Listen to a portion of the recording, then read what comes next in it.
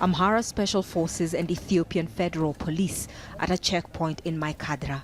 Passing through requires identification papers. We were on a rare regional government-guided trip, but even filming the forces and their militia called Fano was difficult. The town, claimed by both the Amhara and Tigrayan ethnic communities, was under Tigray's administration before the war started in November. It's where one of the worst atrocities happened. Hundreds of people were killed. The communities accuse each other's fighters of committing it. GEBREMESKEL MENGISTU, a farmer, says the dispute about regional border territories goes back decades. Tigray's leaders want to come and push us away. They already created a system that favored them when they were in the power. We will not accept it. This is our land. Tigrayan fighters are now pushing south and west. They say they're taking back territory seized by Amhara forces in the last 8 months of conflict. Political and military leaders in the capital Bahir are getting increasingly nervous about the gains being made by Tigray's defense forces. They'll say they'll do whatever it takes to protect their land and people. This is the border of Tigray. The region's vice president shows us a 1985 map that places much of the disputed territories in Amhara region.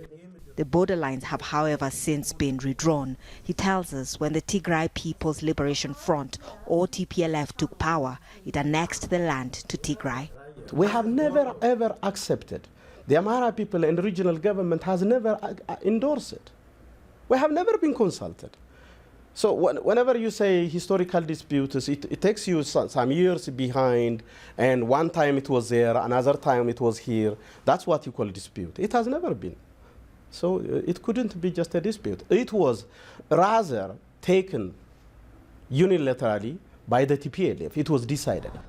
More Amhara forces are now being deployed to the front lines, but the vice president also called on people here to defend themselves. At least they should be aware of and be informed, be on the same platform. That is, whenever the aggressors came, at least they have to prepare themselves in any way to defend in any mechanism that they have. To take up arms? Yes.